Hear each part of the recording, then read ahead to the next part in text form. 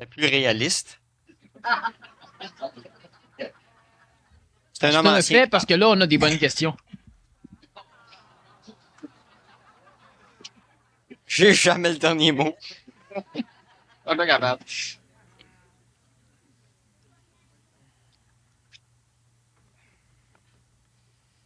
Si on juge qu'un moyen est bon pour alléger sa souffrance, pourquoi pas l'utiliser? Faut pas juste attendre la patience. Faut pas juste attendre que le temps passe. Je pense que n'importe quel moyen qu'on pense qui peut nous aider vraiment, une thérapie, une médecine douce, une médecine ordinaire, peu importe, là, tout ce qui peut exister, pourquoi pas l'utiliser puis vivre de son expérience de ça? Voilà. Ça, c'était ma question.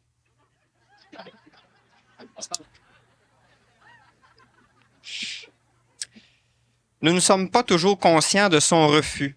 Comment le découvrir? Bon, j'appelle cela intelligencer un événement. Rendre intelligent dans notre conscience quelque chose que l'on vit. Rendre intelligent, cela demande évidemment un peu d'énergie. C'est sûr qu'une personne qui est en dépression ou une personne qui souffre énormément n'aura peut-être pas suffisamment d'énergie pour intelligencer sur le moment. Elle pourra être aidée par quelqu'un d'autre. La question de Claude juste avant, si on a des ressources quelque part, des thérapies, des ceci ou des cela, est-ce que ça serait bon d'y aller? Oui. Les religions sont des moyens de donner de l'énergie. Les organisations, les médecins, le centre de l'universalité, d'autres centres, parce qu'il y en a plein dans la région de Montréal, puis un peu à l'extérieur. Il y a des cours, etc., où ce qu'on peut, à un moment donné, les amis, évidemment, les parents, où on peut aller chercher un peu d'énergie. Intelligencer, ça veut simplement dire essayer de purifier notre perception de l'événement de tout phénomène émotif. C'est ça, intelligencer. Lorsque l'on est capable de purifier l'observation d'un événement, sa perception de tout phénomène émotif, on vient d'intelligencer l'événement. Lorsqu'on l'intelligence et que l'on ne fait qu'observer l'événement sans l'émotion, normalement, tout ce qui amène la souffrance dans l'événement disparaît. Si on est capable de purifier l'événement de l'émotion, on l'observe et on ne peut pas s'empêcher de l'analyser, j'appelle cela logiférer sur un événement. Donc, s'il n'y a pas d'émotion, on va être capable d'analyser d'une façon logique l'événement. Analyser d'une façon logique l'événement va, par l'intellect, permettre à l'ego, à l'âme, de pouvoir supporter, disons, cet événement. Un exemple que je donne souvent, c'est que si Allah est le meilleur Dieu, un autre va dire non, c'est Mahomet, ben à un moment donné, quelqu'un peut dire ouais, mais c'est le même Dieu. Il vient de logiférer. En réalité, c'est pas le même Dieu, mais ça va lui permettre d'accepter que deux individus parlent de deux dieux, alors que lui, ben, il en a un troisième, fait qu'on dit c'est le même Dieu. L'intellect est un ajusteur psychologique. Ça permet à l'humain de pouvoir survivre plus facilement à des mécanismes de souffrance. La mère qui apprend que son fils est mort peut dire non, ça se fait pas, c'est une erreur d'administration policière ou etc. Elle vient de logiférer, c'est-à-dire qu'elle essaie d'ajuster psychologiquement la réalité ou l'information à ce qu'elle vit. Donc, elle doit ôter l'émotion, sinon pas rabroyer, pas en crise, et elle va maintenant analyser pour rendre adaptable à l'ego ce qu'elle vit. Plus haut, on a l'intelligentiation, c'est-à-dire on doit intelligencer l'événement. Nous ne sommes pas toujours conscients du refus que nous opposons à la réalité. Comment le découvrir? S'il y a une souffrance, intelligençons ce qui nous arrive. Quelle raison y a-t-il d'être en train de souffrir? Y a-t-il une réalité quelconque que je refuse? Intelligencer veut dire devoir être présent lors de la souffrance. Lorsque l'humain n'est pas présent lors de la souffrance, on n'en parle plus. Si ça vous arrive, lorsque vous aurez souffert, donc après la souffrance, là, vous pourrez faire un retour mémoriel et là, intelligencer la souffrance. C'est un mécanisme technique qui va vous permettre d'être de plus en plus proche de la réalité dans l'intelligenciation. Et à un moment donné, lorsque vous allez souffrir, instantanément, vous allez pouvoir intelligencer la chose, l'événement, la souffrance et le régler. Donc, c'est une pratique qu'il faut faire. On ne peut pas être conscient instantanément parce qu'on s'est fait dire qu'il fallait être conscient. On doit, si c'est après, y revenir. Puis à un moment donné, par la pratique, on finit par y être là et être vivant. Ça ne doit jamais demander d'efforts intellectuels ou d'efforts énergétiques. Ça ne doit pas vous fatiguer d'intelligencer. J'ai souffert, j'ai refusé quelque chose. Quoi? Ben, on observe. On ne doit pas être angoissé. Il faut que je trouve. Ça crée une autre souffrance. Okay? L'évolution, c'est facile. C'est plaisant, c'est admirable, c'est comique, c'est au bout. Sauf quand l'être humain souffre du snobisme de l'évolution, de l'orgueil de tout savoir, du concept qui dit que moi, orgueilleux, non, moi, parfait comme je suis, je devrais être capable de savoir tout de suite. Ben là, il souffre. Alors, j'ai souffert, j'avais ceci, cela, puis on observe. Pourquoi? Quel était l'événement qui m'a fait souffrir? Bon, l'événement, c'était ça. Et maintenant, je dois dire, l'événement ne peut pas me faire souffrir. L'événement est ce qu'il est. Maintenant, moi, j'ai résisté à l'événement et j'ai souffert. Et ça, intelligencé. Puis on répond. Les allergies sont inacceptées ou refusées, quoi comme réalité? La réalité n'est-elle pas une illusion?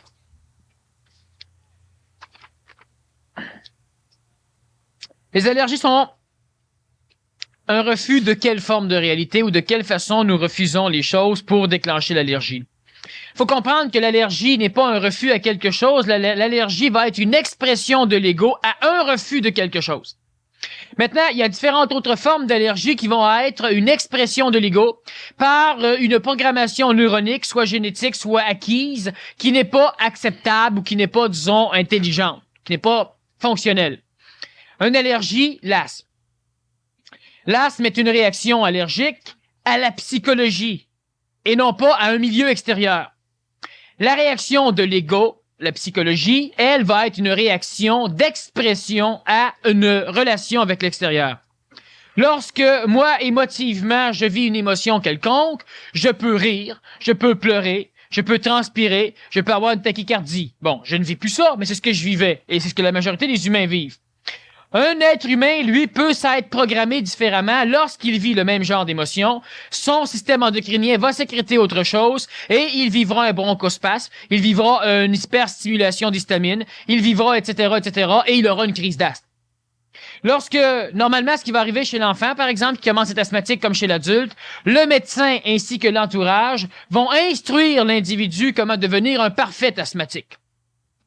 Parce que normalement, il y aura une expression particulière du phénomène de l'asthme. Et là, on va lui dire, maintenant, tu es asthmatique. Là, vous faites attention à ça. C'est une panoplie de choses qui, normalement, n'entrent pas en résonance avec son allergie. Et on va l'instruire comment être asthmatique. C'est souvent ce qui va arriver. Vous êtes d'accord avec moi? Bon. Pour tous les médecins qui font ça, il y a des maudits bons médecins sur la planète. Il y en a d'autres qui sont très charlatans, puis il y en a qui sont entre les deux. C'est normal. Bon. Alors donc, les formes d'allergie dépendant des allergies. La fièvre des foins va être une hyperstimulation, par exemple, des fosses nasales, des cloisons nasales, qui vont être hyperstimulées par une expression de l'ego. Au lieu de faire battre le cœur, ben ça fait que la cloison devient hyper sensible, sans doute subie suite à une insécurité de l'ego, et cette insécurité va se transférer au niveau des cloisons nasales, par exemple, ça peut être aussi au niveau oculaire, par une hypersensibilité, et le moindrement qu'il y a un petit grain de pollen qui rentre là-dedans, tout le corps réagit comme si on venait de rentrer un tournevis, puis évidemment, ben là, il braille, il sécrète au coton, puis il réagit, disons, d'une façon trop ample à une lutte qui n'existe pas.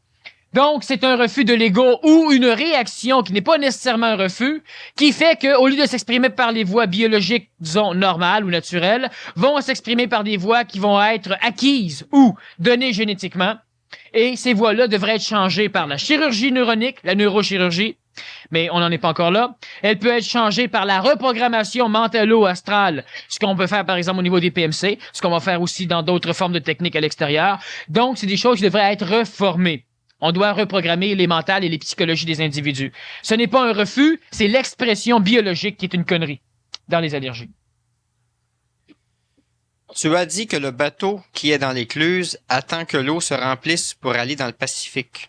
Le secret de l'évolution se fait toujours en tétant le plus évolué. On peut téter des égrégores et va-t-on évoluer plus? Bon, effectivement, le terme téter est un terme extrêmement intéressant. C'est souvent employé par les personnes du PMC parce qu'à un moment donné, on finit par prendre des termes pour obliger l'ego à ne pas trop se prendre au sérieux. Effectivement, lorsqu'un verre d'eau est froid, si on met un verre d'eau chaude à côté, le verre froid va tendre à téter la chaleur du verre chaud pour augmenter son potentiel énergétique, ce qui fait que le verre d'eau froid, chimiquement ou disons physiquement, évolue, se réchauffe, tandis qu'il oblige le verre chaud à évoluer. Chaque fois que vous rencontrez quelqu'un qui a besoin de vous, qui vient vous téter en énergie, ben quand vous avez fini avec lui, vous êtes fatigué. Lui, il sent bien. Mais c'est ça, il y a eu un équilibre. Donc, effectivement, l'évolution de l'homme est de ramasser de l'énergie, et l'humain s'adresse toujours à des dieux, à des maîtres, à des gourous, à des divinités, à des ceci, à des cela, plus énergisés, auxquels il va s'accrocher. Lorsque l'on fait une offrande à Dieu, ben on fait un chantage. Tu sais, là, je t'ai allumé 3 cierges, asti. Tu pourrais me guérir, mon doigt?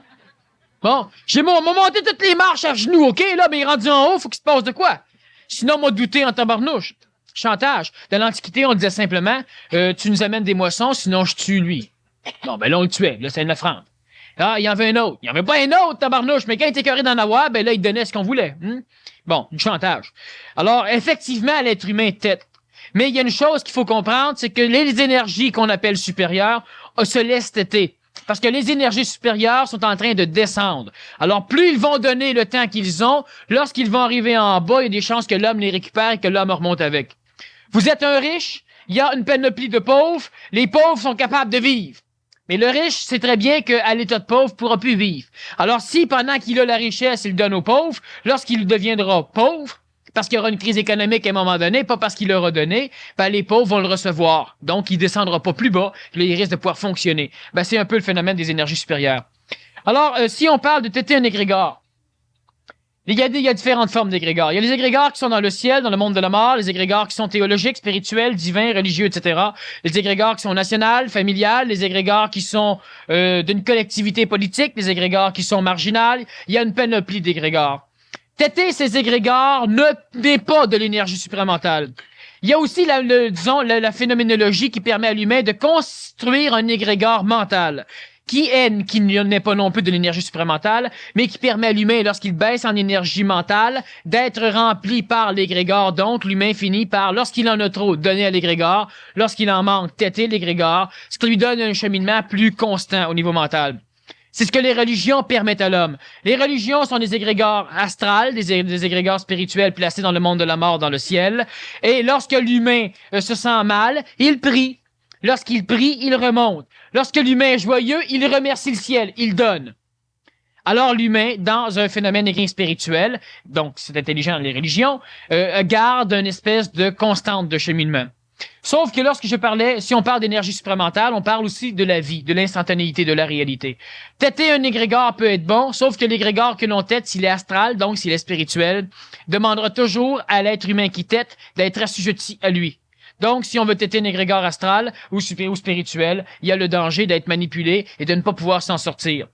Tandis que si on veut téter un égrégore mental, on devra se rendre compte qu'on doit être mental pour le téter. Si on est mental, bien souvent, on ne voudra pas le téter parce qu'on n'en verra pas l'utilité. L'égrégore mental va remplir lorsque ce sera nécessaire et il va puiser lorsque ce sera nécessaire. L'humain n'aura plus à choisir. Voilà pour les tétages. Question personnelle. Quelle est la cause du bégaiement? Pourquoi le contrôle total est rarement obtenu?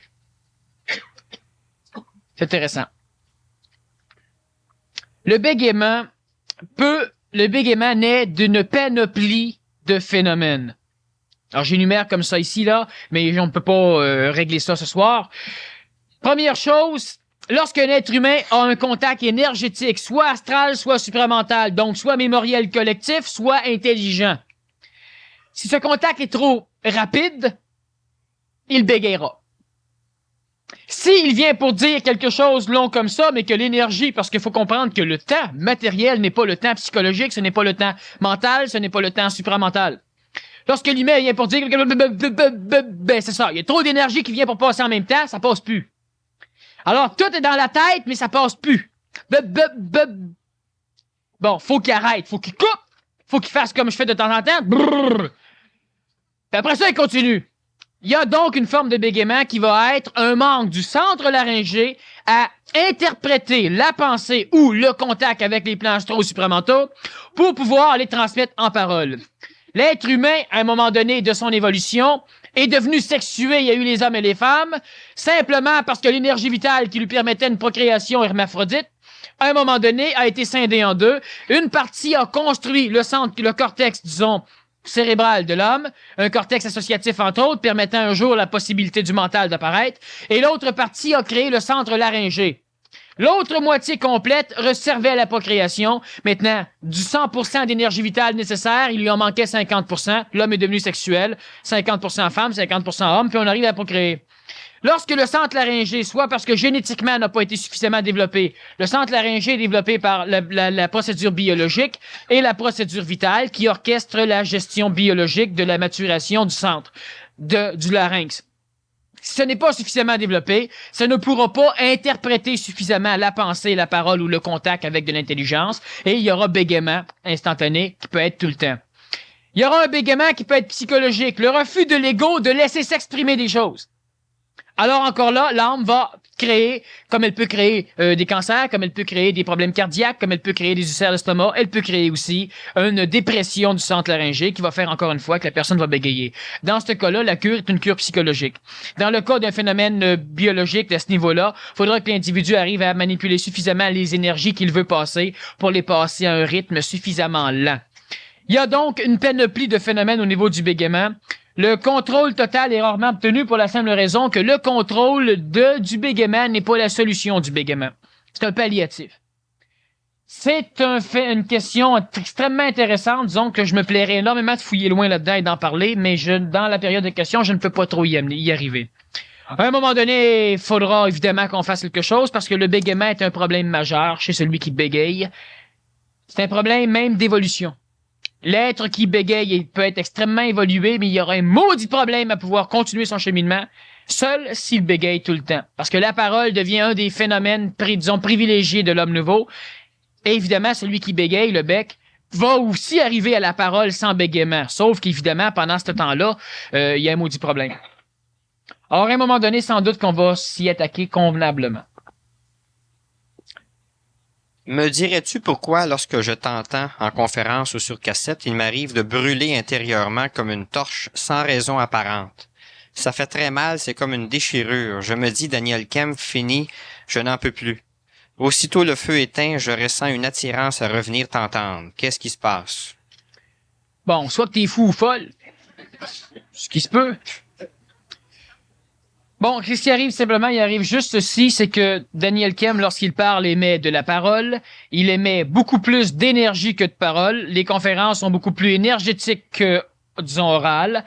C'est sûr que les personnes qui viennent pour la première fois ne le savent peut-être pas, mais il va se passer différents phénomènes comme ça. Premièrement, il y aura la lutte de l'ego à résister aux brisures de choc ou simplement à la pénétration d'énergie qui augmente le potentiel de l'individu. Ce n'est pas mon énergie, c'est de l'énergie.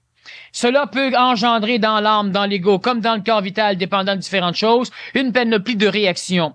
Les plus fréquentes que l'on voit en conférence, ce sont les personnes qui ne se lèvent plus. Bon, c'est l'entracte ou c'est la fin de la conférence, puis les personnes, sont bien, là, ils se lèvent pas, ils attendent. Ils applaudissent plus, ils sont plus capables. Il y a des personnes qui partent et qui titubent un petit peu ou qui sont comme un peu chaudes. C'est un phénomène énergétique. Bon. Il y a autre chose qui peut arriver. Les personnes, à un moment donné, vont justement vivre ce genre de symptômes.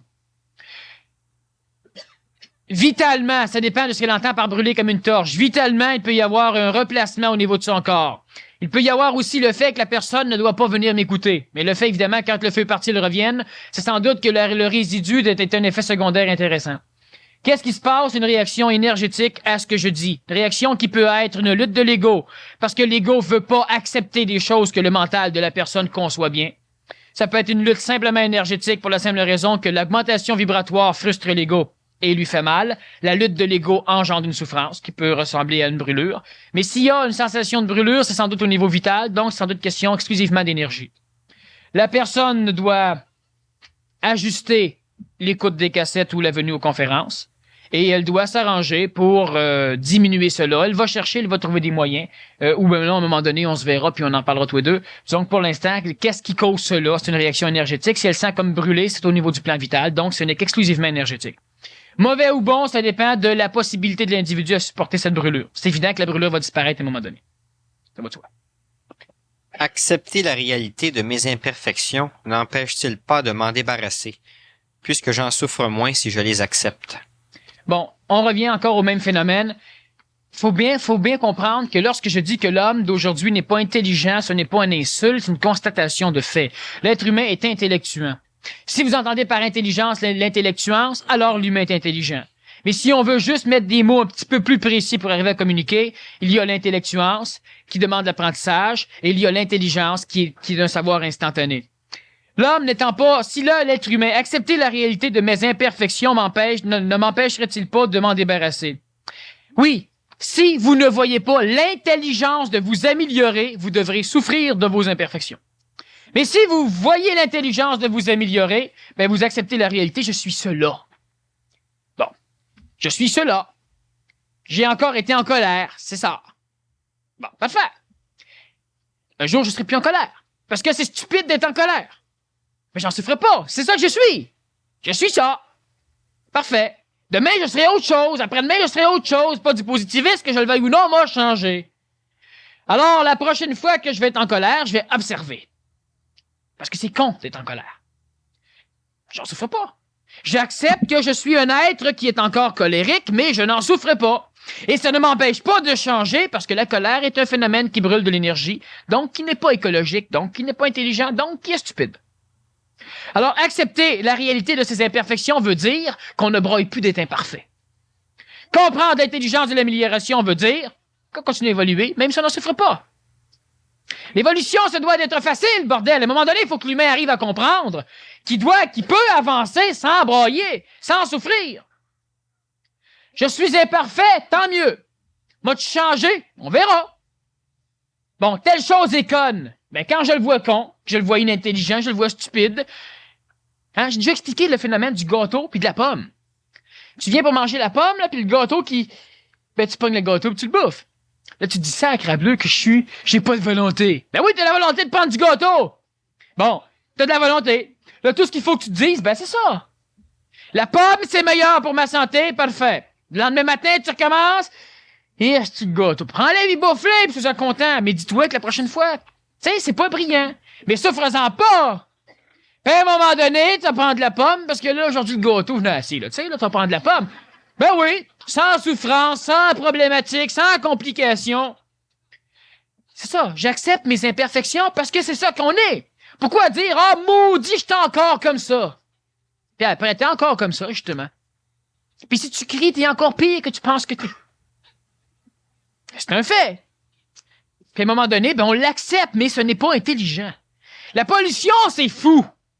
C'est pollué. Tu sais, ils cessent pas de respirer parce que c'est pollué. Mais c'est fou pareil. Fait qu'on l'accepte, on fait « Ah, la bonne air pure quand on sort de la maison. » C'est relatif. Sauf que ce n'est pas parce que la pollution ne nous encrasse pas le nez, puis tous les 2 heures, faut qu'on brosse ça avec une brosse, qu'il faut qu'on change pas la pollution. Elle nous fait pas souffrir, la pollution. Mais c'est con pareil. Fait qu'organisons-nous pour arrêter de polluer. Premier exemple de dépollution, dépolluer son corps, hein? On commence par des choses comme ça. Alors, on n'en souffre pas, mais regardons, c'est brillant. Tu regardes un oiseau qui a une patte cassée, tu crime, j'en souffre pas. T'es au bout. Maintenant, est-ce que c'est intelligent de l'aider? Ben oui, je pense. Bon, on va l'aider pareil. C'est nécessaire de souffrir pour aider quelqu'un. Chez l'homme ancien, oui. Pas chez l'homme nouveau. Alors, on a des imperfections, parfait. C'est normal. C'est normal, c'est naturel en même temps. Bon, observons-les. Maintenant, est-ce qu'il faut être nécessairement souffrant pour les changer? Si on est con, oui. Mais sinon, non. Pourquoi sur le programme y a-t-il décrit avertissement, cette brochure ne s'adresse qu'aux hommes nouveaux et femmes nouvelles, les autres s'abstenir? Parce que c'est la seule façon pour que toutes les autres louent puis fouillent dedans, puis c'est bon pour eux autres. Cette brochure-là s'adresse aux hommes transitifs et aux hommes anciens. Voilà. Comment vous est venu votre savoir instantané? Du jour au lendemain? Non, un peu plus vite que ça.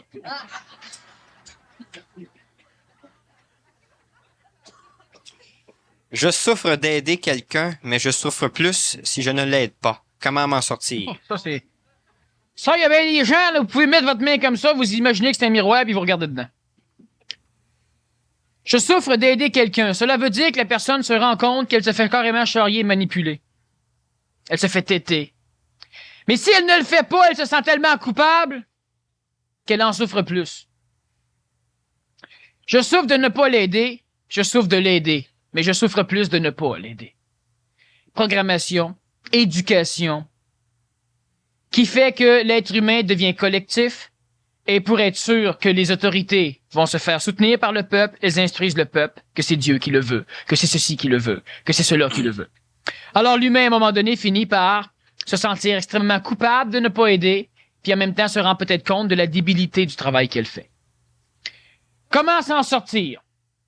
Karma relatif, c'est le plus gros karma que l'homme se donne, la culpabilité. Certaines personnes vont dire, oui, mais je me sens pas coupable.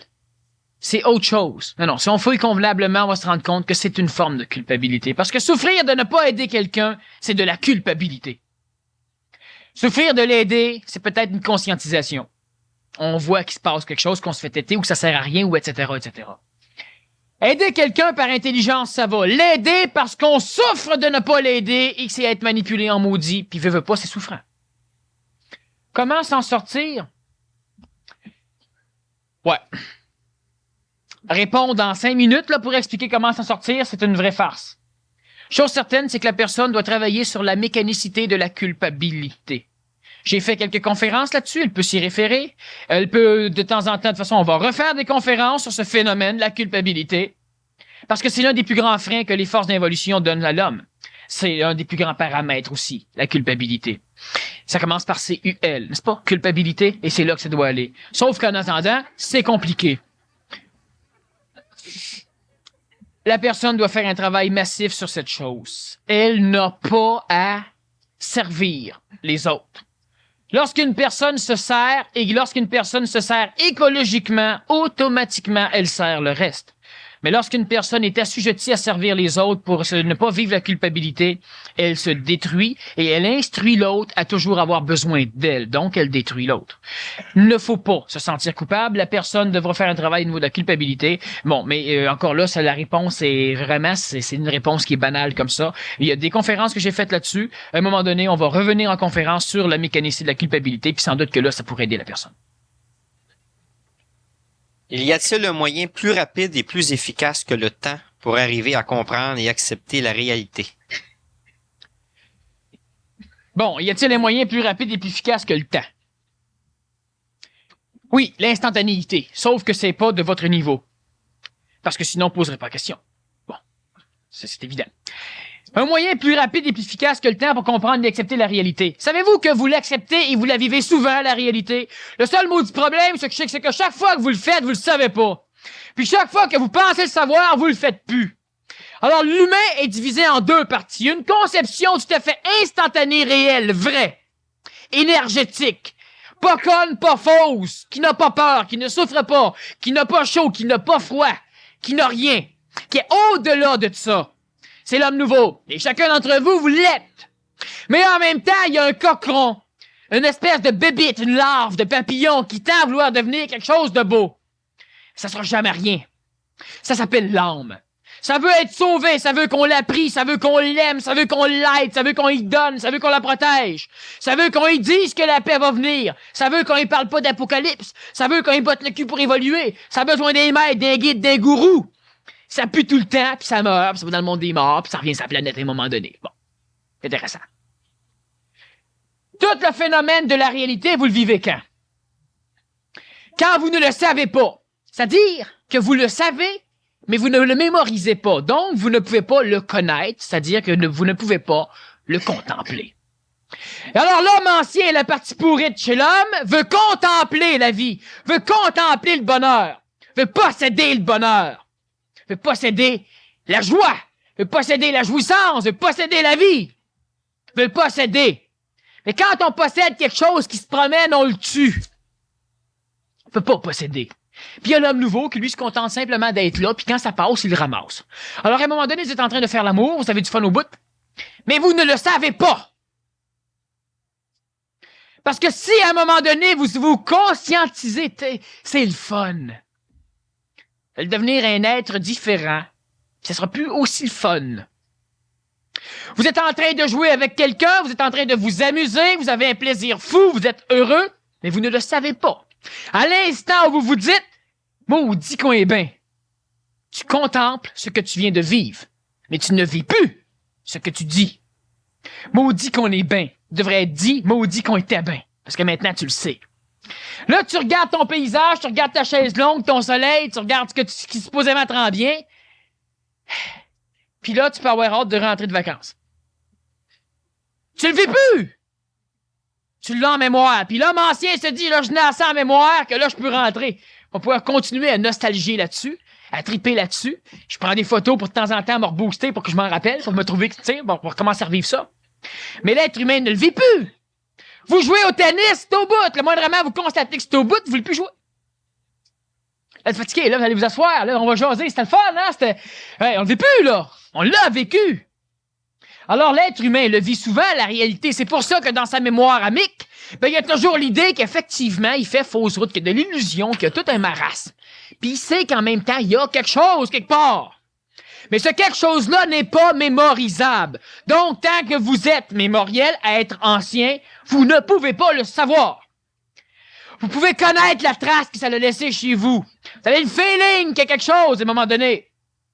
Mais on peut pas le mémoriser, on peut pas le connaître. On peut en parler, puis en parlant, on le spécule, on le conceptualise, puis on continue à parfaire l'illusion. Alors, comment arriver à vivre la réalité sans passer par le temps?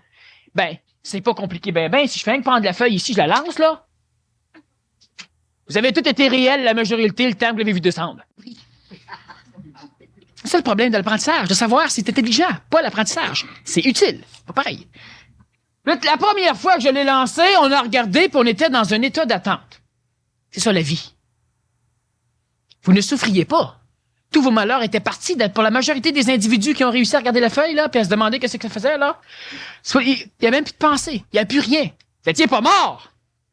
Vous étiez vivant en maudit. Il n'y avait plus rien. Il y avait juste c'est ça. Comme on devrait regarder un coucher de soleil. Comme on devrait regarder un écureuil. Comme on devrait regarder un accident. Comme ça. En l'observant, vivant.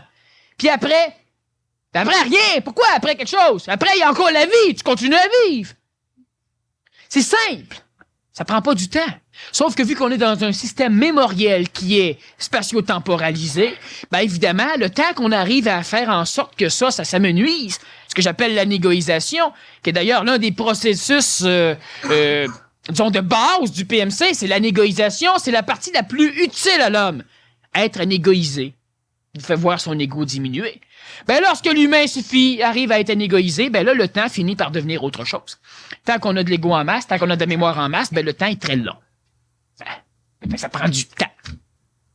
Ça prend de l'illusion. Une personne ici qui écrit en style télégraphique, mais qui associe malaise articulaire, rhumatisme, arthrite à la psychosomatique. Elle se demande sûrement c'est quoi la réalité derrière ça. Bon, faut comprendre que toute forme de maladie va être induite par une succion de notre psychologie, de l'énergie vitale de notre corps physique. Juste brièvement, on y revient en conférence plus tard. Il y a eu des conférences là-dessus de toute façon, mais brièvement pour les personnes qui n'étaient pas là lors de ces conférences, c'est sûr que ça n'explique pas tout, là. Prenez ça comme une théorie pour l'instant. J'ai fait suffisamment de conférences à un moment donné pour l'expliquer, mais on n'aura pas le temps là. Puis on va y revenir de toute façon. L'âme est une sphère d'énergie qui a une enveloppe qui s'appelle le périsprit, qui s'appelle le séraphin en théologie. Et cette enveloppe est de constitution vitale. Énergie vitale qui est de l'énergie intraatomique qui permet la structuration des atomes, des molécules, puis en fin de compte de la matière. C'est aussi l'énergie que l'acupuncture va se servir pour travailler. On la détecte avec les électroencéphalogrammes ou cardiogrammes. On la détecte aussi avec des appareils maintenant que les acupuncteurs se servent. L'âme est périsprisée. Plus la mémoire entre dans l'âme, plus l'âme gonfle. Plus l'âme gonfle, plus le périsprit devient mince. Plus il est mince, plus la personne devient susceptible, plus la personne devient influençable. Pour éviter cela, l'ego va puiser dans le corps physique de l'énergie vitale pour épaissir le périsprit. Le corps physique perdant de l'énergie vitale devient susceptible d'être malade. C'est-à-dire que l'énergie vitale étant la mémoire qui structure les atomes, lorsque dans votre estomac, par exemple, vous en puisez souvent, ben à un moment donné, l'estomac, la prolifération cellulaire ne sait plus où comment s'orchestrer, et puis on a des problèmes d'ulcères, de cancer, etc. Partout pour le reste du corps.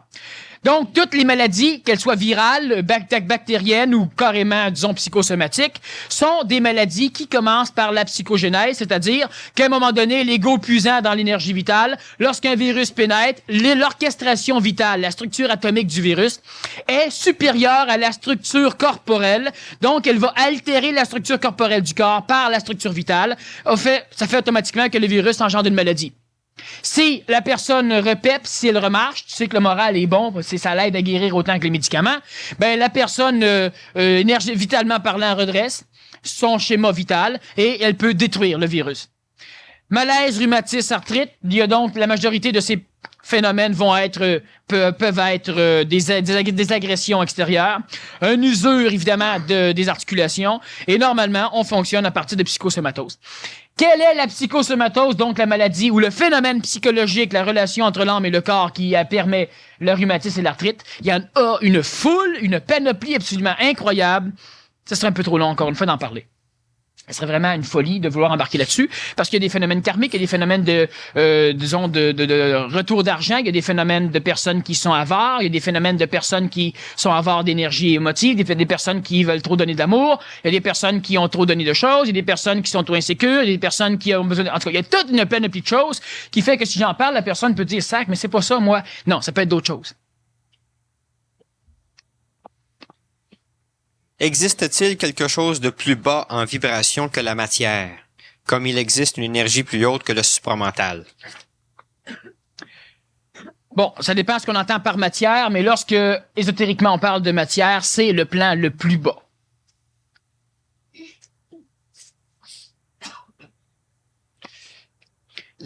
L'intégration des mémoires n'est-elle pas l'assumation de soi-même?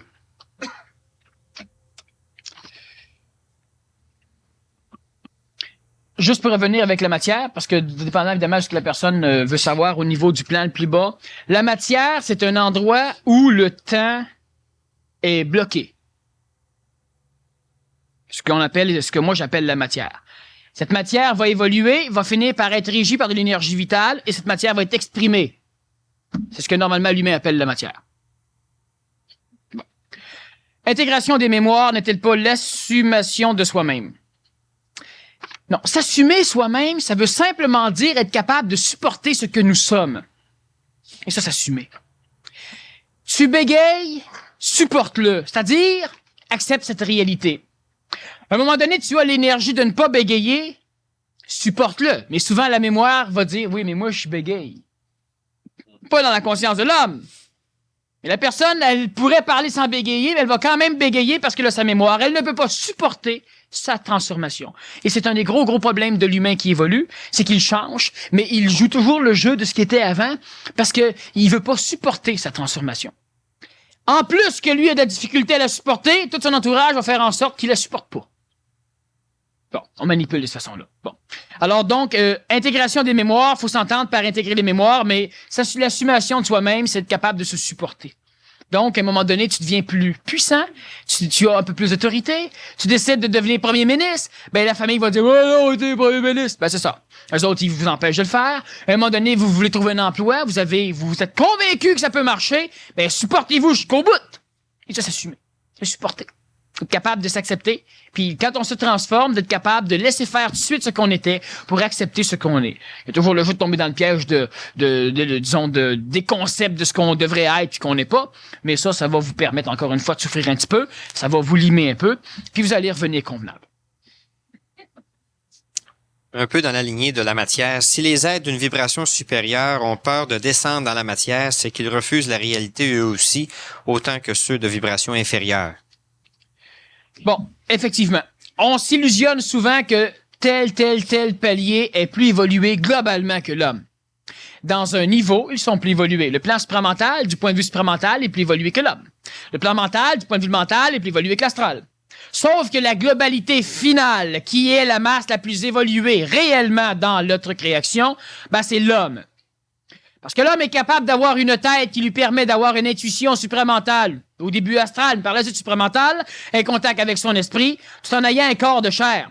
L'homme est la seule matière ayant la possibilité non seulement de parler, de penser, disons, on peut dire, d'exprimer de l'intelligence, puis de grimper.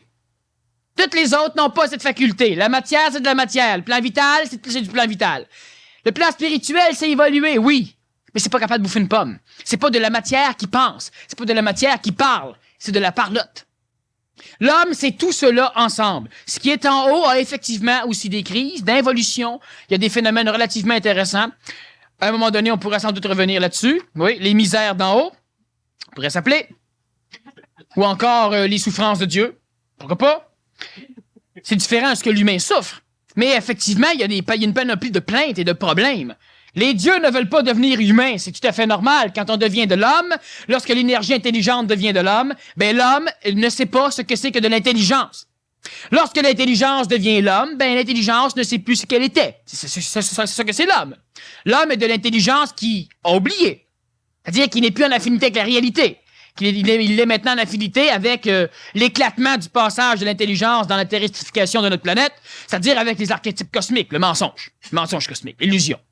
L'homme est encore en collaboration avec ça pour l'instant. L'homme est en relation avec ça. Lorsque les énergies intelligentes veulent descendre, ils doivent toucher de l'homme. Parce que s'ils passent à côté de l'homme, ils deviennent de la boue. Et effectivement, il n'y a pas énormément d'humains qui sont sur la planète. Il y en a suffisamment. On a 13 faisceaux d'énergie à un moment donné qui se sont terrestrifiés. L'un de ces 13 faisceaux est maintenant plus ou moins reparti. Il y en a 12. Etc. Disons qu'à un moment donné, on en reparlera. Mais c'est extrêmement intéressant de savoir qu'effectivement, dans les autres plans, il y a des problèmes. Et ces problèmes-là, vous ne les vivrez jamais parce que lorsque vous allez supporter ces plans, autrement dit, vous fusionnez avec ces plans, devenir ces plans, restant à partir du sol un être humain, vous ne souffrirez jamais ce que ces choses-là souffrent.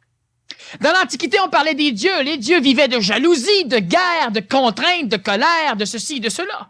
Lorsque l'être humain a grandi, a assimilé ces dieux-là, ben, il est resté un dieu.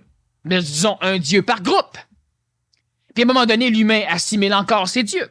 Et les souffrances de ces dieux disparaissent. Et l'homme ne vit plus des souffrances de ces dieux. Alors, effectivement, il y a des problèmes ailleurs, puis lorsqu'on va aller chercher ces personnages-là, ou ces énergies-là, on règle leurs problèmes. C'est pourquoi Dieu s'intéresse tant à l'homme. Et c'est pourquoi l'homme s'intéresse tant à Dieu. Un bel exemple d'interprétation ici de ce qu'on peut dire. Tu as mentionné qu'avoir comme but dans la vie, avoir des enfants heureux, était niaiseux. J'aimerais que tu commentes un peu plus. Bon. J'ai dit ça et je n'ai pas dit ça. Avoir comme but dans la vie d'avoir des enfants heureux, effectivement, c'est pas génial. Le fait que nos enfants deviennent heureux, très intelligent. Mais d'avoir ça comme but, c'est pas génial. Parce que les enfants ont le droit d'être ce qu'ils auront à être. Les enfants ont le droit de passer par un cheminement qui peut être malheureux, qui peut être n'importe quoi, un cheminement qui sera le leur, de façon à leur permettre de devenir ce qu'ils ont à être. De façon à leur permettre de passer par les écoles qu'ils ont à passer. De façon à pouvoir grimper à leur rythme à eux. Et si on a comme but de faire en sorte qu'ils vont suivre notre cheminement, on veut qu'ils soient heureux. Ben, si l'enfant n'a pas besoin d'être heureux ou n'a pas à passer par là dans le début ou qu'il a à construire son chemin de bonheur, ben, évidemment, on le barre carrément. La majorité des parents qui se fendent de derrière pour avoir des enfants heureux ont des enfants malheureux. Puis évidemment, le parent est malheureux aussi. Alors, si on veut, je n'ai pas dit ça pendant la conférence, mais si on pose la question, ben, effectivement, avoir comme but dans la vie d'avoir des enfants heureux n'est pas nécessairement correct. Parce que là, vous risquez de souffrir en maudit. Puis en plus, vous limitez vos enfants. On va dire, ben non, si l'enfant est heureux, il va pouvoir évoluer convenablement. Parfait. C'est quoi? Qu'est-ce qui va rendre heureux l'enfant? Ben, on va lui demander. Ben, demande-y pas, laisse-le faire d'abord. Il sait. Puis si on lui demande, puis il dit, ben moi, j'aimerais fumer un joint. Non, c'est pas ça, là. C'est ça. Là, l'enfant, là, on le barre. On va peut-être y créer, à un moment donné, on va le droguer avec notre spiritualité du bonheur, mais à un moment donné, il va finir par se désillusionner lui avec, puis il va faire une crise, puis il va finir par se sortir de ce bonheur fictif. Alors, on a des enfants, non pas pour les rendre heureux. Les enfants, on ne les a pas pour quelque chose. Les enfants, c'est une procréation, une continuité génétique et réincarnationnelle du phénomène de l'évolution des humanités. C'est un phénomène intéressant et utile. On n'a pas un enfant pour apprendre de lui, on n'a pas un enfant pour lui enseigner, on n'a pas un enfant pour l'instruire, on n'a pas un enfant pour fonder une communauté, on n'a pas un enfant pour lui gratter les cheveux. Puis on n'a pas un enfant pour le rendre heureux. L'enfant va être heureux à l'exclusive condition qu'il reste libre d'être lui. Mais s'il est heureux comme ça, les parents, s'ils sont conceptualisés, risquent eux d'être malheureux d'avoir un enfant comme ça. Mais c'est pas un but. Pourquoi le Nazaréen vieillissait-il s'il était de l'esprit? Très bonne question. Premièrement, qui dit que le Nazaréen vieillissait? Deuxièmement, le Nazaréen a eu sa fusion après sa crucifixion, donc il était de l'esprit parfait et parfaitement pur après la crucifixion, pas avant. Il a pu vieillir après, même que son corps, il l'a dissous en dedans de 3-4 minutes dans le tombeau. Hein, on l'a pas retrouvé parce qu'il l'avait étérifié. Bon. Alors, le Nazaréen a vieilli le temps de son enfance. Il a vieilli parce qu'à un moment donné, quand il a vu son père mourir d'un accident, ben évidemment, ça l'a traumatisé un peu. Il a vieilli. Vers l'âge de 12-13 ans, donc un peu avant la disparition de son père, ben il a découvert qu'effectivement, il y avait un ciel, qu'il y avait un père, qu'il y avait quelque chose qui avait créé son ego. Il a découvert qu'il était en relation avec quelque chose. Alors, à un moment donné, il a été suffisamment en relation avec cette chose pour dire à ses parents que vous n'êtes plus mes parents. Je relève d'un autre chose, d'un autre domaine.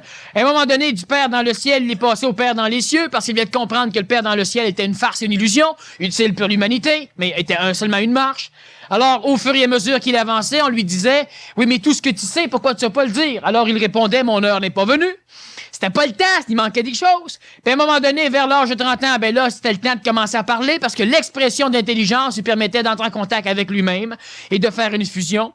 Le Nazaréen a donc créé un dôme éthérique. Il devait finaliser cette fusion en pénétrant le monde de la mort. Et pour pénétrer le monde de la mort, pour finaliser la purification du petit égo qui lui restait, ben il devait passer par une démarche abracadabrante, la croix.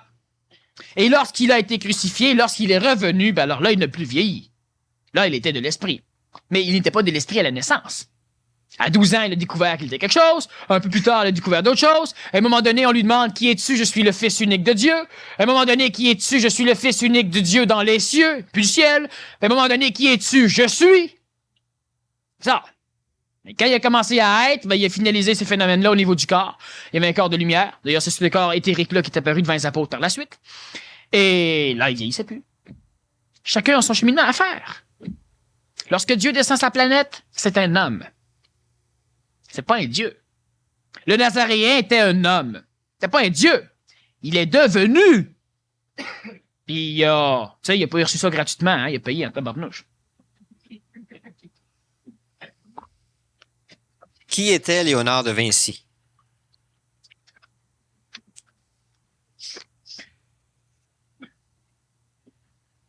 Un collègue. Non, c'est la question, c'est écrit un autre médecin. Je parlais à lui, là. Léonard de Vinci, c'était Lazare. La personne devrait comprendre ce que c'est. Ou le comte de Saint-Germain. J'ai un problème qui m'empêche de fonctionner. Même avec acceptation et un travail sur moi, je n'arrive pas à m'en sortir. Que se passe-t-il? Bon, la question est un peu floue. Disons que ce serait plus intéressant d'aller fouiller un peu plus loin avec une question plus claire. Le travail sur moi. Qu'est-ce que c'est le travail sur moi? Le contrôle d'un concept qui veut contrôler un autre concept, une partie de l'ego qui veut contrôler une partie de l'ego. C'est souvent ce qui arrive lorsqu'on fait un travail sur soi. Qu'est-ce que c'est que le travail sur soi? Essayez de comprendre que on peut faire un travail sur son corps. On peut le rendre plus souple. On peut le rendre plus en santé. On peut le rendre plus apte à survivre. Le corps survit. On peut le rendre plus apte à assimiler de la nourriture, de l'eau, à fonctionner, à résister aux attaques, aux maladies. On fait un travail sur le corps. Pas sur soi, sur le corps. On peut faire un travail sur son corps vital. Dormir mieux, manger des choses vivantes, prendre du soleil, marcher du pied sur la terre, mouiller si possible, dans la forêt si possible. C'est sûr que dans son pot de fleurs, c'est pas génial. Bon. Alors, on fait un travail sur son corps vital. Mais lorsqu'on arrive à travailler sur soi, on veut dire quoi? Travailler sur son ego, ça veut dire l'instruire. Mais l'instruire veut dire que on l'intelligencie. Cela veut dire qu'à un moment donné, tu as fait une connerie, puis tu te dis, gars, comment c'était stupide. Mais toi, tu penses pas que t'es stupide. Parce que si tu vois que c'était stupide, c'est que t'es intelligent, tu le sais. Et c'est tout. Là, on fait un travail sur son ego. Mais la majorité des individus qui font un travail sur soi font quoi? Ils se coupent normalement carrément de la réalité, carrément de la vie. Ils partent avec leurs concepts, leurs illusions, et puis là, ils font un travail sur leurs autres concepts. Ils travaillent sur soi. ben évidemment, ça donne pas de résultats extraordinaires. Êtes-vous capable de faire un travail sur vous? Être capable de descendre marcher dans la rue de temps en temps, puis juste respirer, puis juste prendre conscience des jambes qui marchent, puis juste prendre conscience qu'on est dehors. Sans Walkman, là.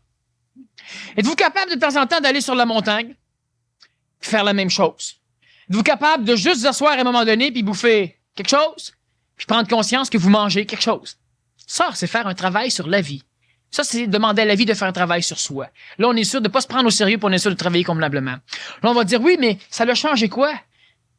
Ben, quand tu t'observes, peut-être rien. Mais le temps que tu l'as fait, tu vivais. Êtes-vous capable de faire ce genre de choses? Ça, faire un travail sur soi. L'évolution, ça se fait dans la vie. Alors, c'est compliqué parce que qu'est-ce que c'est que le travail sur soi? J'ai un problème qui m'empêche de fonctionner avec même avec acceptation. Faire attention. Cesser de refuser la réalité. Il y a une différence entre accepter la réalité et tolérer les choses. Bon. Même avec acceptation, quel niveau d'acceptation? Ayez un travail sur moi. Quel est le travail sur soi? Je n'arrive pas à m'en sortir, que se passe-t-il? Donc, vérifiez. Vous savez, moi j'ai un problème, c'est pas vrai, là, je donne un exemple. Un problème majeur, j'ai peur des chats. Alors, je vais dire, qu'est-ce qui a pu m'arriver dans le passé, qui a pu me traumatiser, qui a pu... Sainte. La même scène que tout à l'heure. Oubliez ça! Qu'est-ce qui a pu vous arriver dans le passé? Vous avez peur des chats, c'est intelligent, on commence là à travailler, on va pas fouiller dans le passé. Le travail sur soi est souvent un travail de même. Faut faire attention au travail sur soi. Je dis pas que c'est pas moi que c'est mauvais, mais la majorité des travails sur soi sont des travails de guerre d'ego, de guerre interne au niveau de l'ego, qui, à fin de compte, n'amènent à rien. Alors, effectivement, l'humain s'en sort pas. Qu'est-ce qui arrive? Ça dépend du travail sur soi. Avant de naître, sommes-nous un esprit qui choisit expressément son mode d'évolution? Est-ce le karma, c'est-à-dire une loi de cause à effet? Bon, ça fait partie de l'enseignement de l'Antiquité qui a été véhiculé jusqu'à aujourd'hui. Je réponds. La personne qui veut plus d'informations, il y a différentes conférences que j'ai faites sur, enfin, la réincarnation, entre autres, les mécanismes de la réincarnation, la vérité sur la réincarnation, ces choses-là. Avant de naître, nous ne sommes pas. La personne qui pose la question avant de naître n'est pas un esprit, elle est une âme. Et l'esprit va se servir de l'âme à un moment donné pour venir expérimenter des choses sur la planète. Et la majorité des personnes sont des égos qui évoluent. C'est l'âme. Quelque chose qui est l'esprit dedans, vous ne connaissez pas encore ou à peine. Ça va venir. Alors donc, l'esprit ne choisit pas un corps, et c'est le corps qui choisit l'âme, et c'est le corps qui choisit l'esprit. Ben à manger. Tout fonctionne par attraction mémorielle.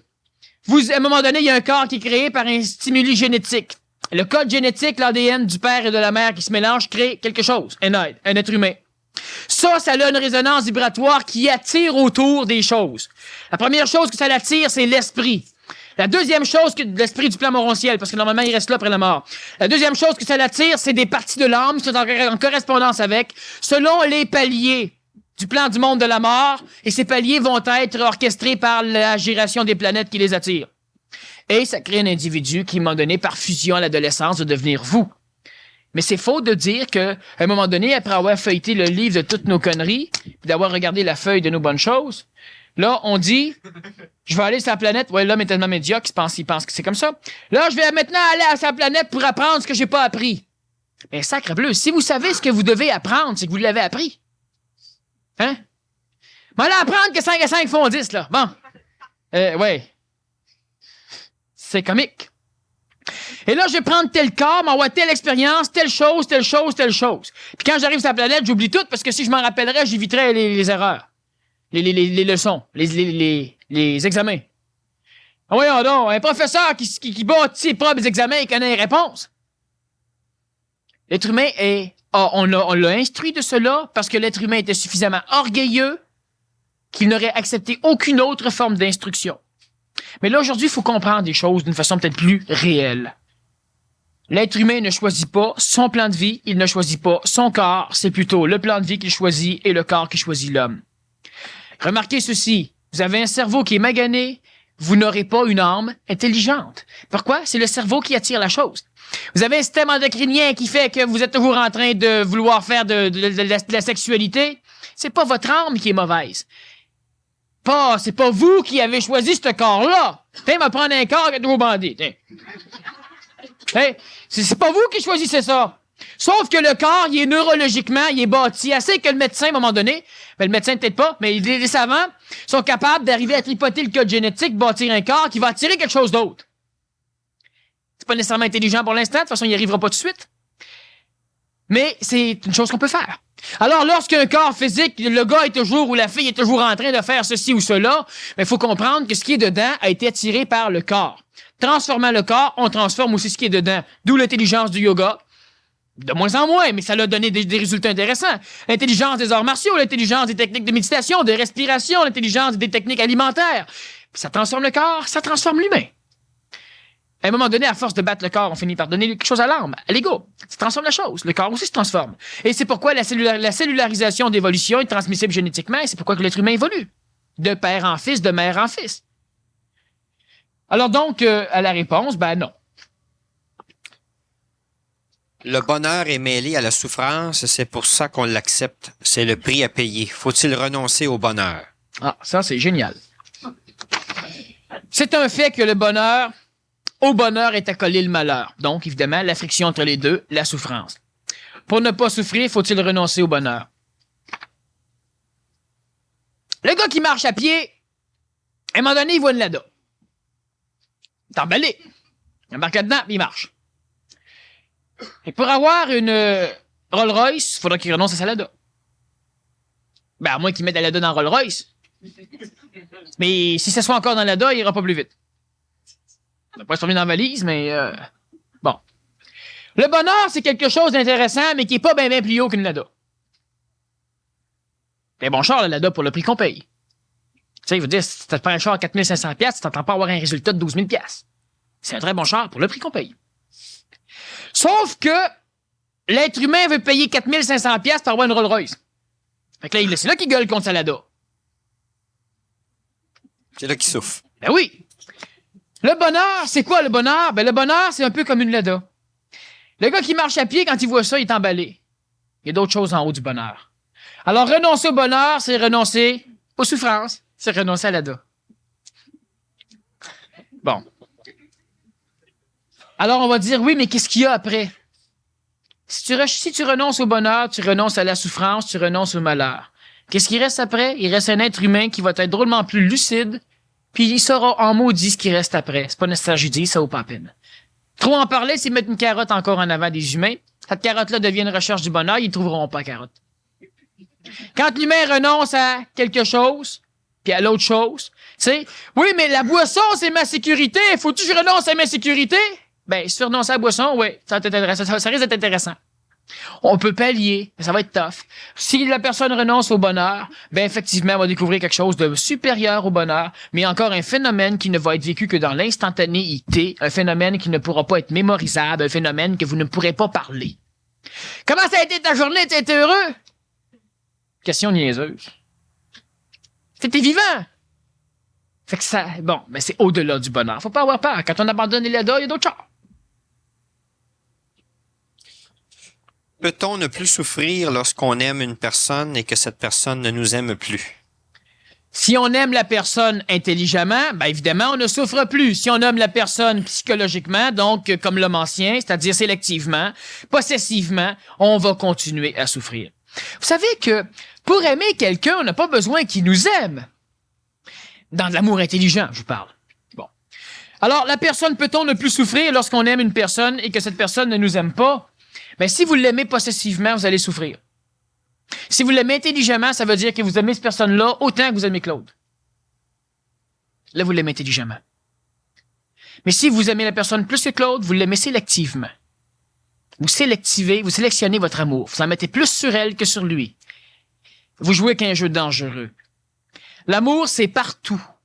Ça va partout. Quand l'homme orgueilleux, programmé, mémoriel, ancien, veut absolument apprendre l'amour qui est partout, c'est comme de dire que je mets plus d'air ici que là, il va y avoir un vide là qui va attirer l'air là. Mais toute l'énergie que me mettre pour la garder ici, c'est la souffrance de l'amour psychologique de l'homme. Vous aimez moins Claude que l'autre?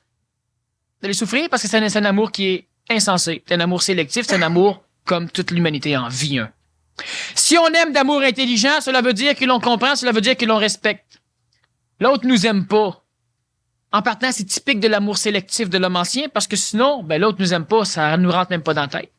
D'un amour intelligent, on n'a pas besoin que l'autre nous aime. L'amour, c'est partout, c'est là, c'est comme de l'air. Là, je respire. T'as-tu expiré pour que je respire mieux? C'est ça, le phénomène de l'amour. C'est le même maudit phénomène. Je t'aime, tu m'aimes-tu? Plus qu'il m'aime, plus je l'aime. Plus t'expires, plus je respire. Plus je respire, plus j'expire. Plus j'expire, plus tu respires. Tu sais? Ça, c'est si on veut avoir le monopole du contrôle de l'air. Ben, l'amour, c'est le même maudit phénomène. C'est quoi une respiration intelligente? Ben, tu respires ce qu'il y a, puis il y en a partout. T'en souffres pas, puis c'est parfait. T'es sécure? T'en demandes pas. T'as pas besoin d'en ramasser plus? Il y en a.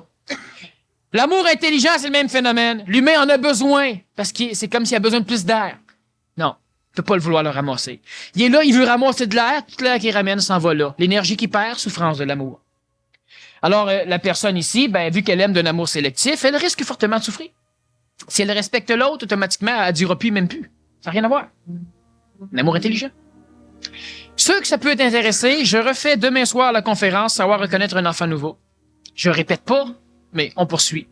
Et la semaine prochaine, la conférence, je ne sais pas le titre, je le verrai bien en temps et lieu. La mort n'existe pas, ben ça c'est intéressant. Alors ceux qui sont intéressés, justement, c'est intéressant. C'est bien fait. Alors, bonne fin de semaine. Merci, Daniel.